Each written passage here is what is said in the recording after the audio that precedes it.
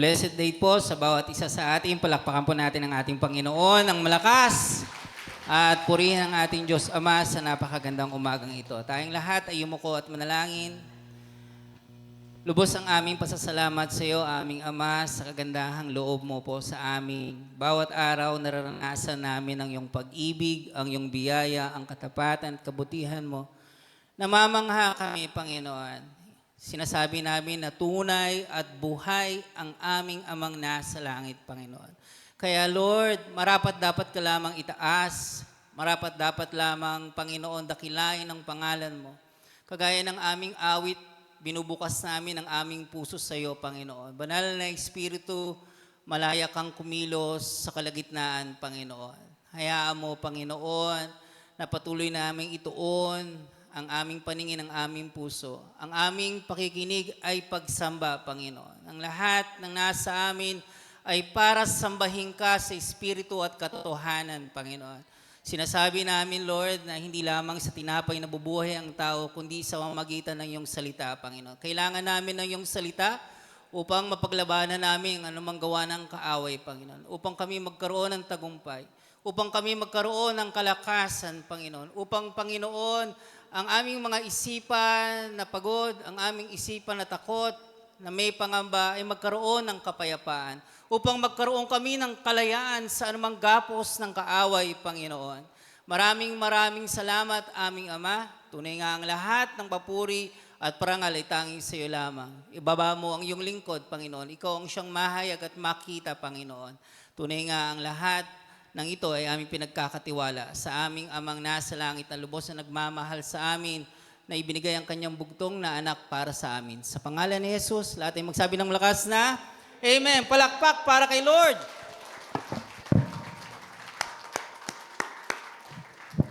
Pinagpalang umaga po sa bawat isa sa atin at espesyal ang araw na ito. Say Amen. Kasi ang araw na ito ay hindi araw natin. Ito ay araw ng Diyos. It is a Lord's Day. Say Amen.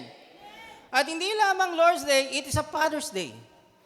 Ang una nating ino-honor, walang iba kundi ang ating Amang nasa langit, na siya nagmamahal sa ating ng lubos, na nagtatapat sa ating mga buhay. Yung ating Amang langit na nagbigay sa Kanya, nagbigay sa atin ng bugtong na anak upang tayo magkaroon ng kaligtasan. Say Amen.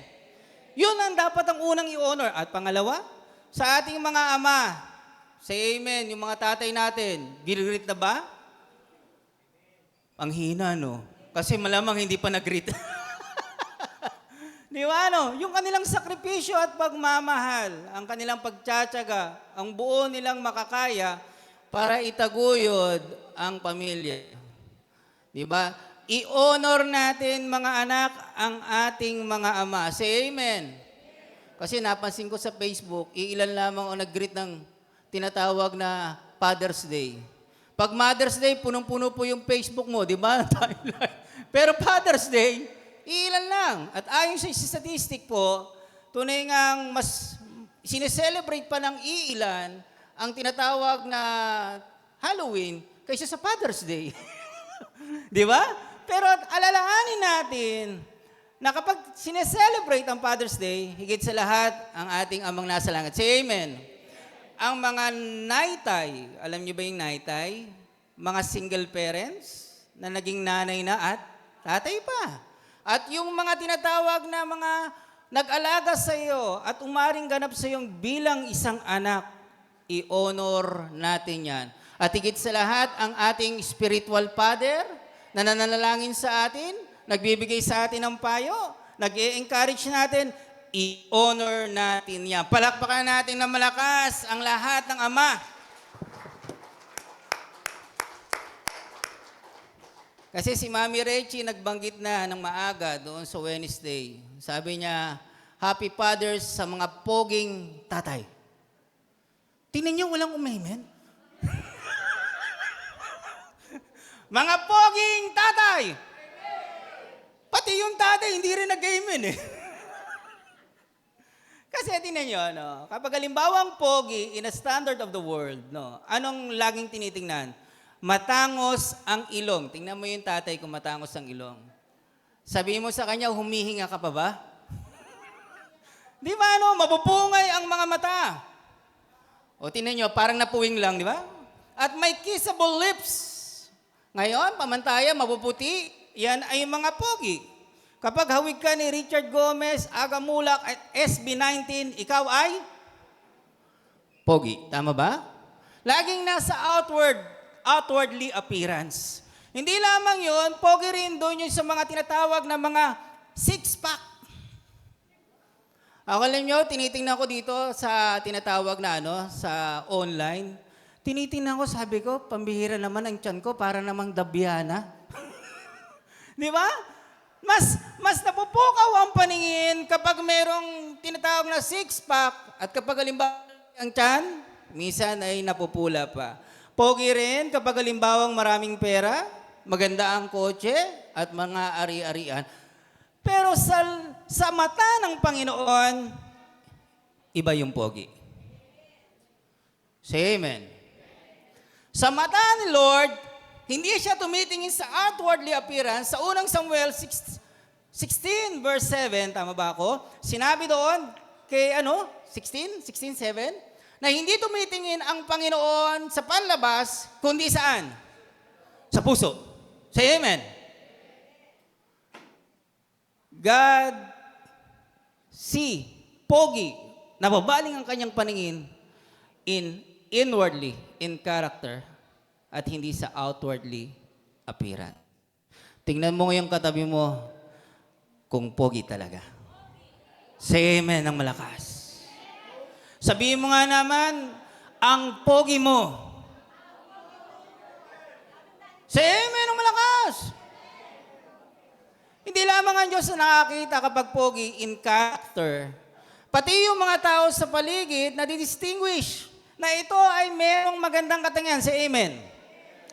Naalala ko ngayon, noon, si Empoy, meron siyang bagong teacher, daycare si Empoy. Ang sabi ng teacher niya, yung bagong teacher niya, class, anong gusto mo paglaki mo?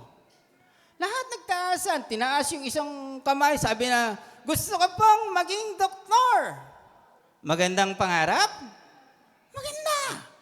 Gusto ko pong yung isang bata, gusto ko pong maging manager ng isang bangko. Maganda pangarap? Maganda. Yung isang doon, sa kabila, sabi niya, gusto ko pong maging isang piloto. Magandang pangarap? Maganda.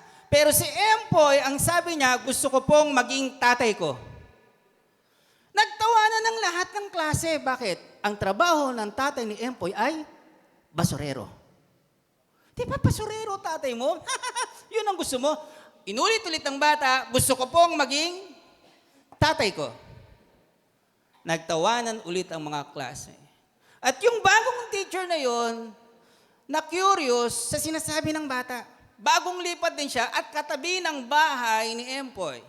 Alam niyo ba, yung tatay ni Empoy, bagamat basurero, masipag po siya at masinop sa kanyang trabaho.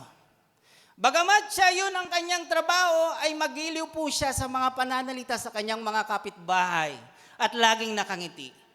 Bagamat yun ang kanyang trabaho, ay siya ay mapagmahal sa pamilya at lagi siyang may bitbit na pasalubong. At higit sa lahat, tuwing linggo, sama-sama silang nagsisimba at naglilingkod sa Panginoon.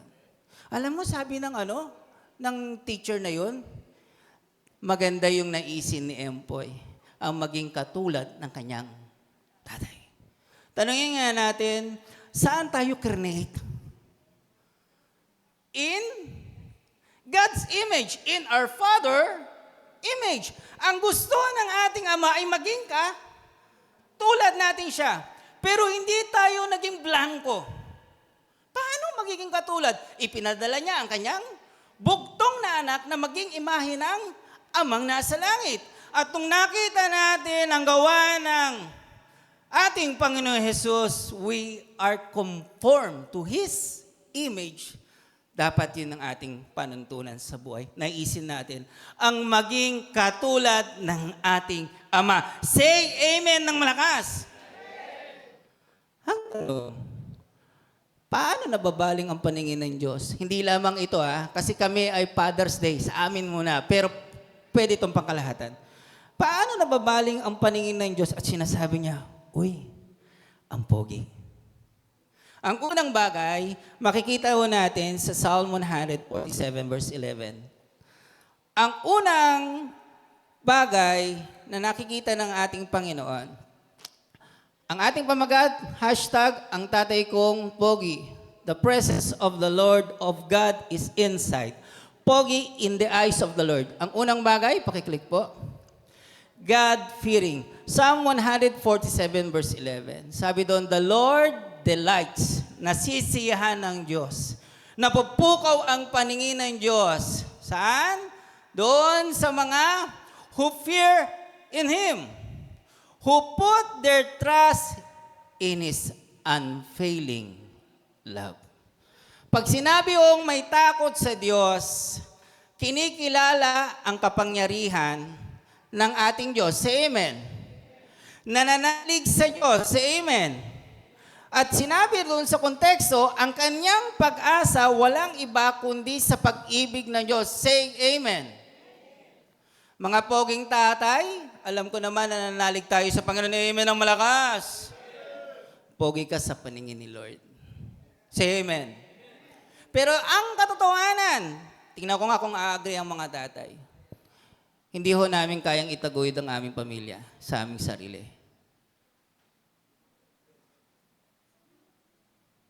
Tatay, hindi mo kayang itaguyod ang iyong pamilya sa iyong sarili. Ako sinasabi ko, amen. Hindi ko kayang bigyan ng magandang kinabukasan ng aking dalawang anak sa aking sarili. Say amen. Ako, inasabi ko, amen. Hindi ko kayang tagalan yung relasyon naming mag-asawa sa aking sarili. Malakas na amen. Tingnan mo yung mga lalaki nag-amen ng malakas. Di ba? Hindi ko kayang harapin ang mga problemang kinaharap ng bawat isa sa atin sa ating sarili. Say amen. Dahil sino ang pag-asa mo? Sino ang pag-asa mo? Ang pag-asa mo, walang iba kundi ang ating Diyos Ama. Say amen. Kaya sinasabi ng tatay, hindi sinasabi niya, kaya ko to. Kundi sinasabi, kaya ng aking Diyos Ama ito. Say amen. Dahil ang tatay na umaasa sa kanyang sarili, ayon sa statistic, nauuna ang mga lalaking mamatay kaysa babae.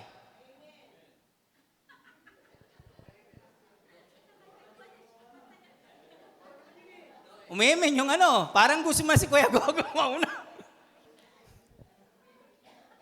Yung lalaki yun. Bakit nauuna ang lalaki? Ang dahilan ng kamatayan ng lalaki, ang mga asawang lalaki, sobrang stress. Bisyo, tama. Pero sinabing sobra stress. Dahil ang mga lalaki, laging sinasabing, kaya ko to. Kaya ko to. Pero ang umaasa sa Diyos, laging nagsasabing, kagaya na sinabi, hindi ko kaya ito. Kaya ng Diyos ito. Say amen ng malakas!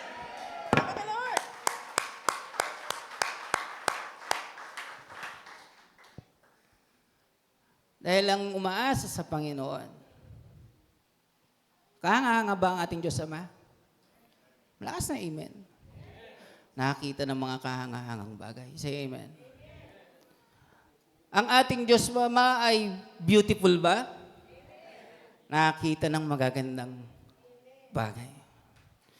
Ano nga ulit ang tatay? Ang tatay ay haligi ng importante yan. Kasi yung security.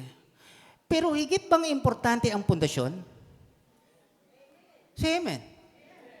Dahil kung hindi maganda ang pundasyon, ang haligi ay maaring bumagsak. Lalo't kapag may bagyo at lindol, hahapa yan. Hahapa yan. Pero tanungin nga natin, sino yung pag-asa at pundasyon ng ating pamilya? Lakas natin. Walang iba kundi si Jesus at ang kanyang salita. Kaya ang pamilya na ang pundasyon, walang iba kundi si Kristo, ay magiging matatag na pamilya. Say amen. At lumaki na po itong si Empoy. Pakiklik nga pala. Sinabi doon, in the fear of the Lord, their children have refuge. Napakaganda po sa Tagalog. Sabi doon sa Proverbs 14 verse 26, dahil yung matawid, yung may takot sa Panginoon, ang pamilya niya ay may tatakbuhan. Napakaganda po. At lumaki na po to si Empoy. At sa paglaki po ni Empoy, nakaramdam siya ng lungkot at inggit.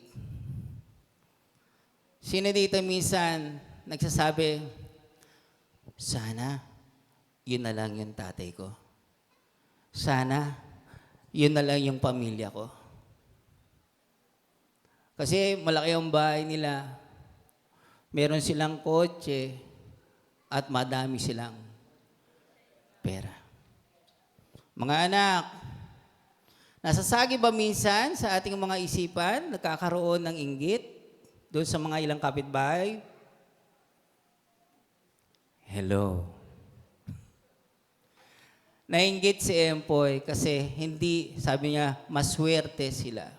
At alam niyo ba, nung natulog si Empoy, pinahintulot ng Panginoon na napunta siya doon sa bahay na yon na nais niya at siya'y naging anak. Tuwang-tuwa si Empoy. Sabi niya, yes! Mayaman na ako! At alam niyo ba nangyari? Ang gaganda ng entertainment nila. Wala mo kung ano ang TV nila. Ganito kalaki. Parang sine. Pero siya lang ang nanonood. Dahil busy yung mga magulang niya. Tapos, dumating sa pagkakataon, linggo-linggo, namamasyal siya. Ang saya niya sa SM. Lahat siya sa SM. Doon sa tinatawag na carnival. Dumating ang panahon, marami siyang kinakain. Pero siya lang ang kumakain. At dumating ang panahon, yung saya niya, napalitan ng lungkot. Ang sabi niya, yung pamilya ko pala ay mas mayaman at mas mapalad. Say amen. Kung minsan, nakatingin tayo lagi outwardly, pero hindi natin nakikita na mapalad ang nananalig sa Panginoon. Say amen. Mapalad ang mga nananalig sa Panginoon. Mapalad ang pundasyon, ang salita ng Diyos. Say amen. Sa Proverbs 24 verse 3 to 4, sabi doon, by wisdom, the house is built. By understanding, it is established. And by knowledge, at sabi, the rooms are filled with pleasant and precious riches. Sino yung tahanang ditong may kapayapaan? Say amen ang lakas. Higit pa ba sa kayamanan yon? Amen. Sino ditong may kagalakan? Sama-sama yun, yung tinatawag na sama-sama sila. Pag nagsasalo-salo, nagkukwento. Higit pa ba sa kayamanan yon? Say amen. Sino dito ay tinatawag na pamilya na sama-samang naglilingkod sa Panginoon at sumamba? Higit pa ba sa kayamanan yun? Dahil ang nananalig sa Panginoon, pinupuno niya ng magaganda. Pakiclick po. Sabi doon, pakiclick po ulit. Sa Proverbs 24, verse 3 to 4. Gaanong kalaki ang pribilehiyong tinanggap natin dahil sa pananalig natin sa ating Panginoong Hesus. Binigyan tayo ng karapatang tumawag sa Kanya, sabi sa Galatia 4 verse 6, na Ama ko. Yun din ang sinabi ni Ate Jelly. Dahil tayo ay merong malaking pribileyo. Mayaman ba ang ating Diyos? Mayaman din tayo. Pero ang kayamanan natin ay hindi dito sa mundo, yung yaman ng mundo.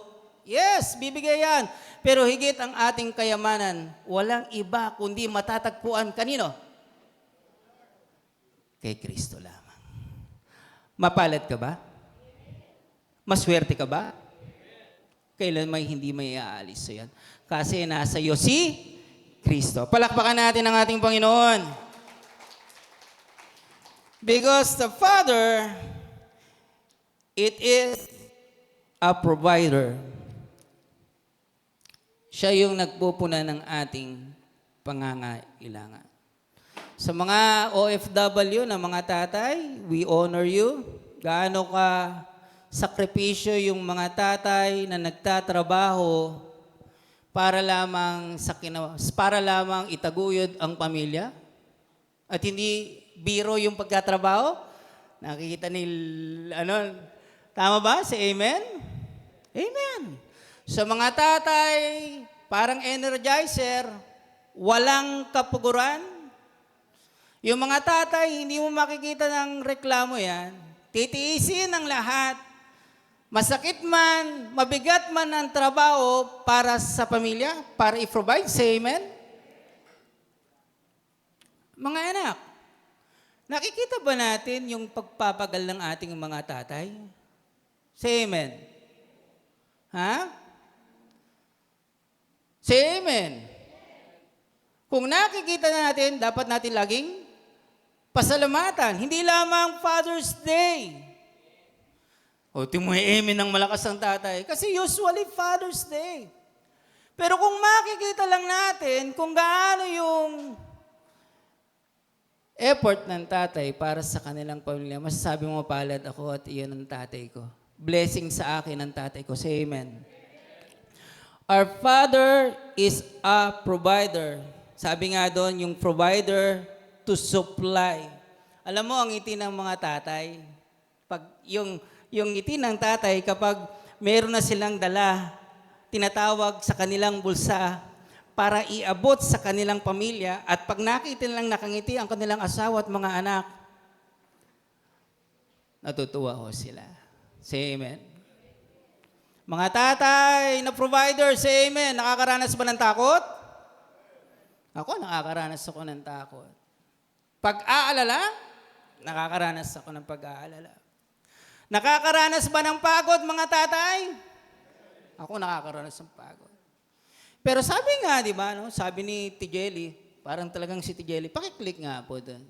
Sabi doon, kapag pinoprovide mo yung mga pangangailangan ng iyong pamilya, ikaw ay yung pananampalataya mo hindi tinatakwil. Pero kapag halimbawang pinababayaan mo ang iyong pamilya, itinatakwil mo yung pananampalataya at masahol ka pa sa hindi mananampalataya. Kaya yung proof na ikaw ay tinangang nagmamahal sa iyong tinatawag na mga pamilya, ang iyong mga anak at asawa, ang unang ministry mo, walang iba kundi ang pamilya at hindi mo pababayaan. Amen. Kaya yung mga tatay na pagod, takot at alala, sabi sa Matthew 7 verse 11, sinabi rin how much more yung ating amang nasa langit na nagbibigay ng mabubuti at magagandang bagay. Kinakapuso kami bilang isang tatay. Napapagod po kami. Kala nyo lang, hindi kami napapagod. Mga tatay, napapagod ba? Napapagod. Pero ang lakas namin ay nanggagaling sa Diyos. Walang iba. Kapag kami ay nananalangin, nag-iiba yung muli ang aming lakas. Kaya kailangan ng tatay lagi ang Diyos eh. Say amen. Alam niyo ba, ang tatay ay siya pala ang tinatawag na spiritual head ng kanilang pamilya. At ang tatay ang dapat na unang nananalangin sa kanyang pamilya. Kaya yung mga tatay na pagod at nag-aalala, ipagkatiwala natin sa ating Diyos Ama. Naalala niyo ho yung testimony ko nung last May. Sabi ko, gumawa ang Diyos ang pamamaraan kahit na wala ho akong sales nung month na yun. Pero alam niyo, nagtitiwala ako na magkakaroon ako ng sales kasi bibigay niya iyon. Kagaya ng sinabi ni Tijeli, anak niya ako eh. At pagkatapos ko ng preaching, next week, ibinigay ng Diyos yun. Kasi anak niya ako. Paano ba kilala niyo ang iyong ama? Sige nga.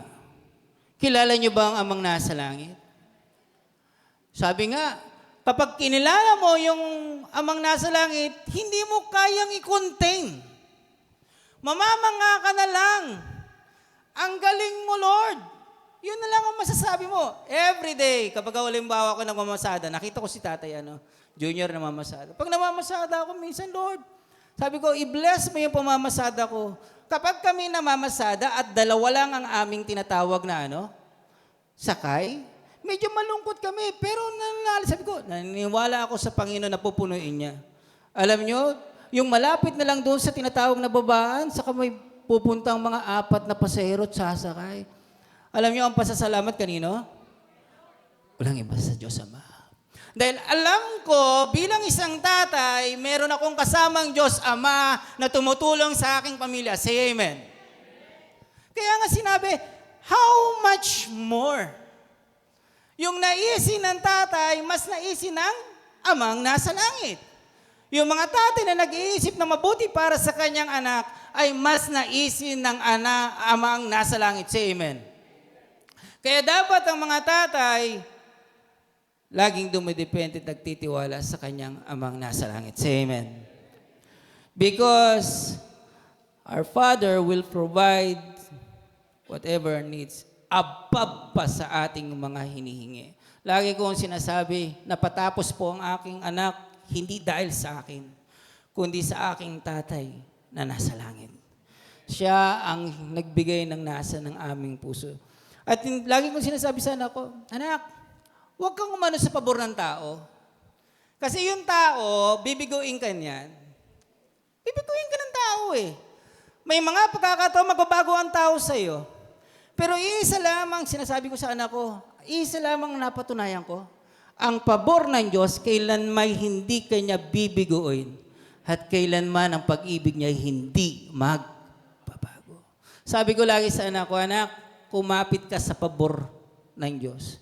Kasi yung aking anak ay nag-a-apply doon sa public, kailangan dapat may backer.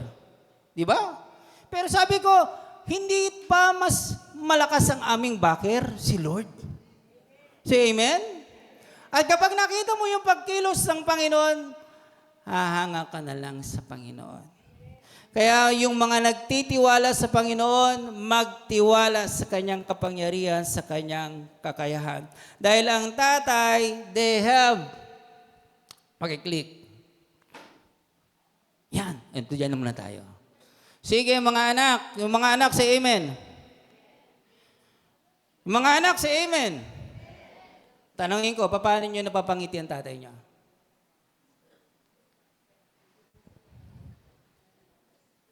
Sige, tanungin ko kayo. Paano nyo napapangiti tatay nyo? Ha? Sabi doon sa Proverbs 15:20, a wise son brings joy to the father, but a foolish children despise his mother. Ang matalinong anak, nagbibigay ng kagalakan, ngunit ang nagbabaliwala, lungkot ang idinadala. Yung mga anak, tanong ko nga ulit, paano nyo napapangiti ang tatay nyo? Sabi ko nga kay Kuya Rupeng doon di ba? Kuya Rupeng, kapag nag-greet minsan, Papa, happy Father's Day, I love you. Pengin pera. Paano nyo napapangiti? Alam mo sa akin, ang nagpapangiti sa akin, kapag ang aking anak ay nakikinig sa aking mga payo. Say amen. At ang aking anak ay sumusunod sa payo ng magulang. Say amen. Kung minsan tayo mga tatay, parang laging kontrabida, Hindi kami kontrabida. Yung mga payo namin ay naranasan namin mismo. Kung bakit namin sinasabi yun, dahil meron kaming mga desisyon sa buhay na mali. At naranasan namin kung gaano kahirap. At itinuturo lamang namin sa aming anak ito na hindi mo dapat gawin ito. At meron kami mga pagpapasya na tama na sinasabi na tama, ito ang gawin mo. Ang nagdadala ng kagalakan sa mga magulang ay yung mga matatalino. Yung merong maayos na pagpapasya, maayos na desisyon. Kapag may maayos kang desisyon, maayos ba buhay mo? Kapag tama ba ang desisyon mo, tama ba ang pamumuhay mo? Kung mabuti ang iyong desisyon, mabuti ba ang pamumuhay mo? Then, mga anak, makinig at sundin ang payo ng magulang. Say amen ng malakas. Because the Father is the provider, we honor, pakiclick nga po, doon sa Ephesians, sabi doon, 6 verse 2, honor your father and mother. Sabi doon, this is a commandment that has promise. It may go well with you and live. Doon, I enjoy long life on this earth. Ikaw din naman ang makakabuti din sa iyo. Ikaw din naman ang magbebenepisyo kapag i-honor mo yung tatay at nanay mo. Say amen. I-honor po natin. Naalala ko tuloy, meron pa naman akong oras.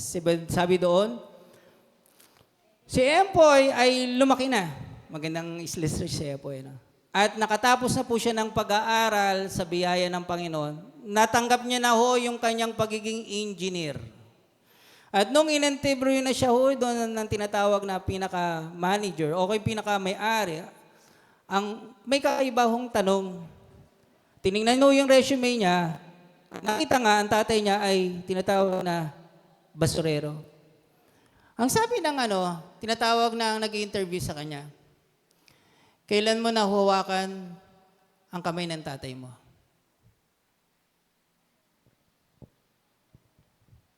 Inisip niya yan po. Sa mahabang pag-aaral ko, kailan may hindi ko nahuwakan ang kamay ng tatay ko? Mga anak, kailan nyo nahawakan ang kamay ng tatay nyo? At sinabi ng nag-i-interview, sige, hawakan mo yung kamay ng tatay at nanay mo at bumalik ka kinabukasan sa akin. Hinawakan ni Empo yung kamay ng tatay niya. Nakita niyang isang kamay na puro kalyo at bitak-bitak. At puno na ugat sa kamay. Hinawakan niya yung kamay ng tatay niya at ito yung kamay na nagtataguyod sa kanya kahit nahirap na hirap. Nagsasakripisyo para sa kanya. Kaya hindi ng kanyang nanay. At alam niyo, nakita ni Empoy yung laki ng pag-ibig ng tatay niya sa kanya. Kaya't bumalik ulit siya doon sa nag-i-interview at sinabi niya, napakalaki ng pag-ibig ng aking ama at ngayon din ng aking na. At sabi ng na nag-i-interview, tanggap ka na. Dahil nakita mo kung gaano pagpapalaga ang magkaroon ng isang magulang. Say amen. Honor your father and mother. Itong sinasabi sa atin ng ating Diyos Ama. I-honor natin. Because our Father has intense love. Pakiclick po. Deuteronomy 6 verse 5, love your God with all your heart, with all your soul, and with all your strength. Say amen. At maalaga nating maunawaan yan. Dahil yan ang rason ng buhay mo. Say amen. At paano mo mamahalin ang Diyos mong hindi nakikita? Sinabi doon, na kapag minamahal mo yung kapwa, kabilang ang iyong pamilya, ay nagpapakita na mahal mo ang Diyos. Say amen. Mahalin natin. Hindi lamang yung magulang, mga anak, kamalahin natin ang ating mga magulang, ang ating kapwa. At alam nyo ba, ng pamilya ay hindi perpekto. Say amen. Bawat isa sa atin, tingnan mo yung katabi mo. Perpekto ba pamilya nila? Ako. Hindi ako perpekto pamilya ko. May depektibo. Say amen. Naalala ko yung ni Kuya Moises. Kuya Moises ay nag-appear sa akin. At sabi doon ni Pablo sa kanyang binasa sa Ephesians, 'di ba? Sabi doon, unawain mo kung gaano kalalim at gaano kalawak ang pag-ibig ng Diyos. Panalangin ni Pablo 'yan doon sa kanyang tinatawag na Ephesians Church. Say amen. Kaya tayong mga magulang, responsibility natin na unawain ang pag-ibig ng ating Diyos Ama. Say amen. Malaki ba ang pag-ibig ng ating Diyos Ama sa atin? Say amen. Ako magsasabing say amen. Dahil kung wala ang ating bugtong na anak na si Jesus, hindi niya ibinigay, ikaw at ako ay nasa kapahamakan. Ikaw at ako ay hindi pagpapalain ng lubos, hindi makakatanggap ng kapatawaran. Ikaw at ako ay hindi makakatanggap ng kahabagan. At kapag naunawa natin ang pag-ibig ng ating Diyos Ama, masasabi nating iibigin natin ang ating pamilya. Say amen. Dahil sa pag-ibig, naroon ang pagtanggap. Say amen. Dahil magkakamali ang iyong anak, paano mo tatanggapin? Mga tatay at nanay, tama ba? Kung wala yung pag-ibig ng Diyos, baka sabihin mo, itatakwil kitang bilang ikang aking anak. Pero dahil mahal mo ang Diyos, tatanggapin mo. Say amen. Yung mga tatay, say amen. Paano mo pagtitiisan yung mga asawa mong babae? Tama ba? Ako malakas na amen. Amen. Di ba? Kung wala yung pag-ibig ng Diyos, sabi ko ngayon, kung wala yung pag-ibig, yun nga, diba? Sinabi doon na ang pagmamahal ng isang lalaki, ang asawang lalaki, ay pagmamahal niya sa iglesia, na siyang ulo ng iglesia. Minamahal ko ang aking asawa dahil sa Panginoong Jesus. Amen. Diba? Naroon ang pagtutulungan, pagdadamayan, pagmamalasakit, pananalangin, habag at pagmamahalan. Mapuno tayo ng pag-ibig ng Panginoon. Dahil kapag walang pagmamahal ng tatay, maraming naapektuhan. Ako po ay nagtuturo sa shelter. At kalimitan, yung mga shelter, gumagawa ho doon ng mga crimes na hindi ho maganda talaga. Talagang yung iba ay mga bitbit ang droga, malalaki. Gramo na nagkakahalaga ng mga kalahating milyon. Yung mga kausap ko doon ay tinatawag na umaakyat po sila sa bahay at hindi biro ang kanilang ninanakaw, umaabot ng 100,000. Nagkasala ng hindi maganda sa kanilang kapwa. At alam nyo, ang isa lang, sabi ko sa kanila, buo ba pamilya nyo? Wala po akong tatay. Juvenile crime, 71% fatherless. Yung mga nag-suicide, 65% walang tatay. Yung mga dropout, 70% walang tatay. Kaya malaki ang bagay na may tatay sa tahanan, lalo't nananalig sa Panginoon. Marami dito siguro ay walang tatay. Yung iba ay sumakabilang buhay at sumakabilang bahay. Tama ba? Pero sa mananampalataya, mawawalan ka ba ng tatay? Say amen ng malakas. Hindi. Bakit? Sabi doon sa Psalm 68 verse 5, He is the father of fatherless.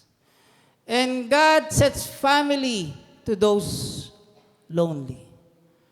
Merong tayong amang nasa langit at kailan may forever na nagmamahal sa iyo at magiging ama mo. Ang ganda ng awit, no?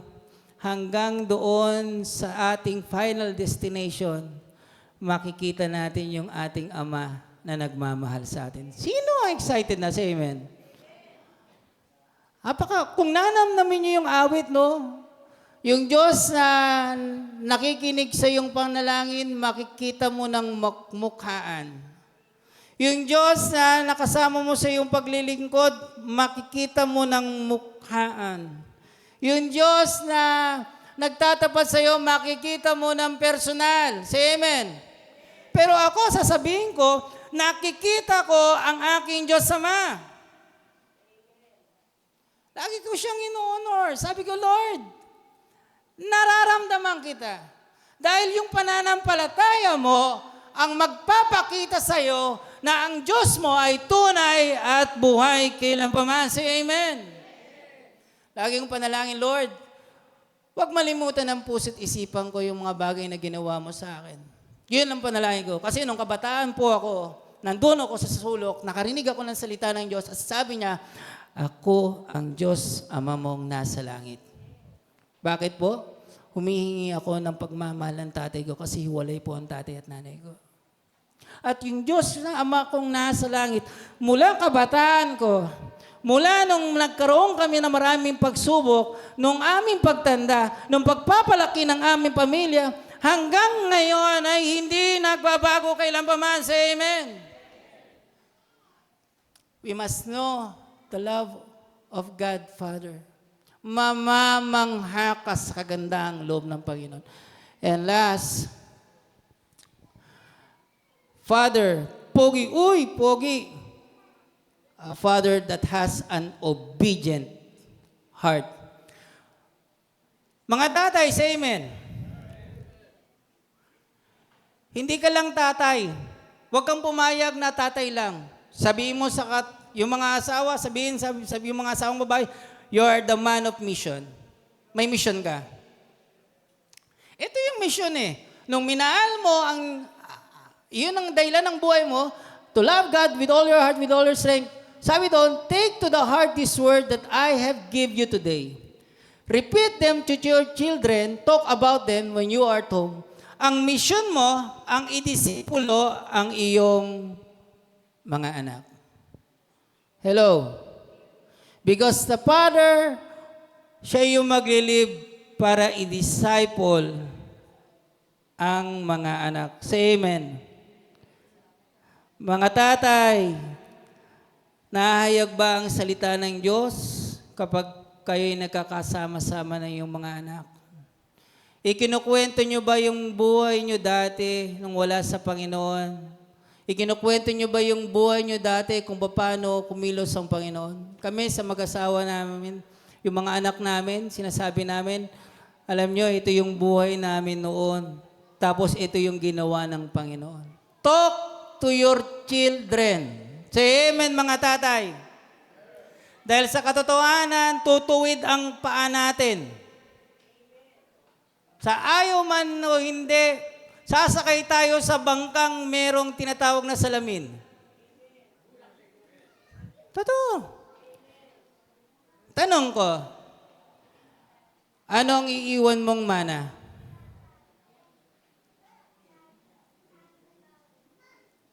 Sige, tatay, sagot.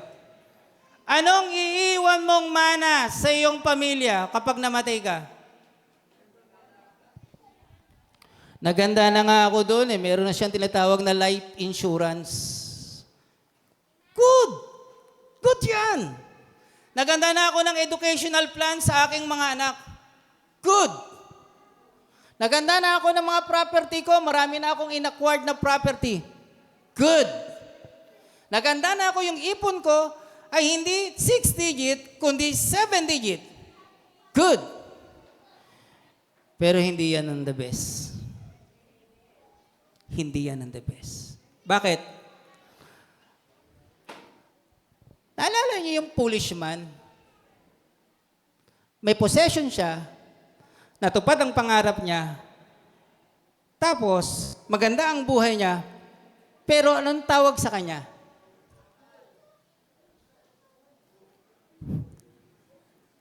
Salita ho ng Panginoon to. Kung hindi mo gagawin yung mission mo, isa kang hello? Dahil yan ang mission mo eh. Ang idisipulo, ang iyong mga anak. Dahil nung kabataan ko, hindi ko talaga malilimutan. 20 years ago, 26 years ago. Kasama ko ng pastor. Pumunta ko kami sa Digman, Bacoor. Doon kasi malapit yung church namin. Alam mo, umiiyak yung tatay, patay yung umiiyak yung anak, patay yung tatay niya. Wala niyo kung ano yung pag-iyak niya, tangis ba? Tay, ba't mo ko iniwan? Ang dami ng utang natin. Ganun ba? Yung pag-iyak ng anak, iyak ng pasasalamat. Yung iyak niya, sabi niya, nagpapasalamat ako sa Panginoon, siya ang binigay sa akin, tatay. Kasi inilapit kami sa Panginoon. Yung mga pangaral niya ay naging panuntunan ng pamilya ko. Papasalamat ako sa tatay ko. Kasi minahal niya kami ng lubos. walang ibang sambit niya kundi pasasalamat sa Panginoon. Ulitin ko ulit, ano ang iiwan mo sa iyong anak? Because discipling, doon kami sa disipulo, disciple is not only by words. Mga nagdidisipulo dito, pag umaten, say amen. Disciple is not only by words. It is living. Pinamumuhay. At ang disipulo, you are model. Ipinapakita, ikaw ang nangunguna. Sabi doon sa Proverbs, train up the child. A good man leaves inheritance to his children, and the wealth of sinners stored up. Pakiclick ulit. If you obey God, you will have something to leave your children. Sa Proverbs, pakiclick. Train up the child the way he should go, and when he old, he will not depart from it. Ang pinakamagandang maiiwan mo sa iyong mga anak, naging modelo ka ng pag-ibig ng Panginoon. Naging modelo ka ng iyong kabutihan ng Diyos. Nailapit mo sila sa Panginoon. At ang panuntunan ng buhay mo, walang iba kundi salita ng Diyos. Ang mga magulang ay blueprint kayo ng iyong mga anak. Tatandaan nyo yan. Kung paano nila pakikisamaan ang kanilang mga asawa dahil nakikita nila sa inyo. Kung paano nila pakikitunguhan ang kanilang mga biyanan, nakikita nila sa inyo. Kaya tayo bilang isang mga lingkod ng Diyos, mamuhay tayo sa salita ng Panginoon. Idisipulo natin ang ating mga anak pagkat yan ang ating misyon. Tapusin natin ang misyon natin na nailalapit natin sila sa Panginoon. Responsibilidad ng magulang ang ang salita ng Diyos. Hayaan natin, kung hindi mo sila makinig, okay. Kasi desisyon nila yun Pero tayong bilang isang magulang, ipakita natin at pamuhay ang salita ng Panginoon. Because ang pogi kay Lord, pakiclick. Uy, pogi ang tatay ko. The one, P. Sinabi, the one who provide the needs of their family. O, the one who has obedient heart. G.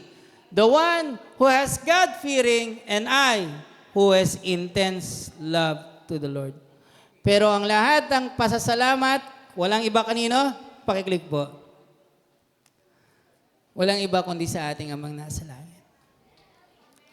Gaano kalaki yung pribileyo mo na tinawag kang bilang anak ng Diyos. Ang ating espiritu ng ni Jesus ay nasa atin at makakatawag tayong Ama, Ama ko. Ang lahat ng papuri at pasasalamat, tanging sama nating nasa langit. Nakakatayo tayo dahil sa biyaya ng ating Amang nasa langit. Purihin po ang Panginoon.